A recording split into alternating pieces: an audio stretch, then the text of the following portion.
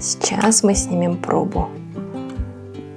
И вот этот сок обязательно поливаем.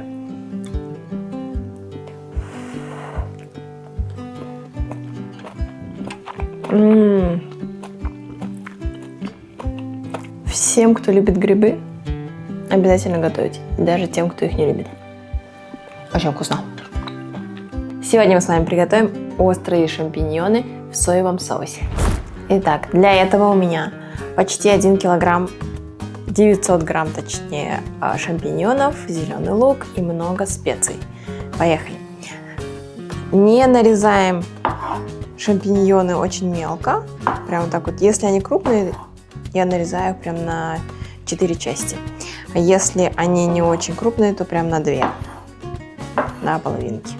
Но у меня сегодня крупные прям шампиньоны, поэтому нарезаю их на 4 части.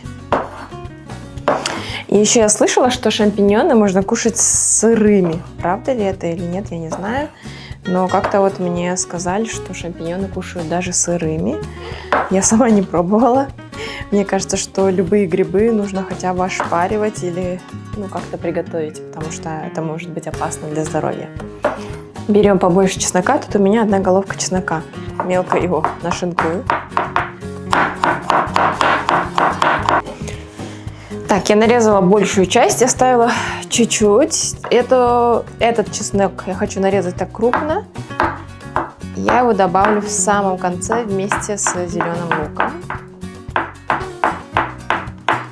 На этом этапе я сейчас хочу уже включить сковороду, чтобы нагревалась. Сразу подготовлю зеленый лук. У меня здесь 1 пучок зеленого лука.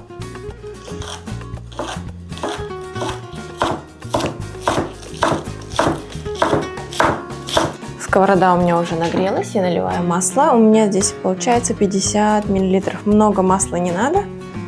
Не люблю, когда грибы жирные, потому что они сами по себе очень жирные. Такая вот тавтология. Сейчас буквально масло чуть-чуть подогреется. Все это надо делать очень быстро, потому что чеснок сгорает моментально. Буквально пару секунд обжариваем чесночок, чтобы он отдал свой запах. И вываливаем грибы.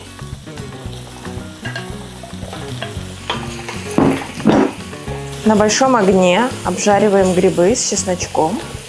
Грибы очень быстро впитывают в себя масло. И кажется, что масла недостаточно. Это обман. Просто дайте грибам чуть-чуть выпустить сок. Слегка обжарила грибы. И хочу добавить немного соли, чтобы они лучше отдали свою воду, свой сок. Но соли много не добавляем, потому что дальше у нас там очень много соевого соуса, в котором содержится много соли.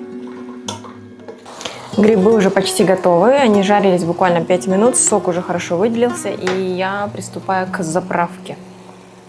Так, тут я приготовила, у меня есть черный перец, буквально чуть-чуть на кончике столовой ложки, у меня даже не столовая, корейская ложка черного перца, острый перец,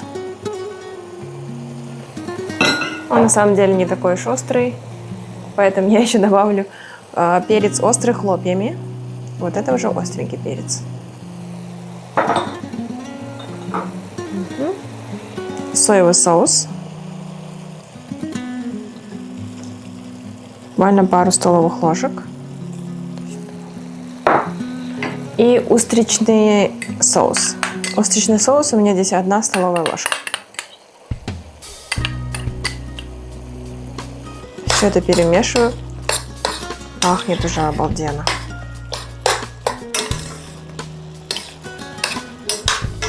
Оставляю буквально на пару минут, чтобы весь сок пропитался в грибы.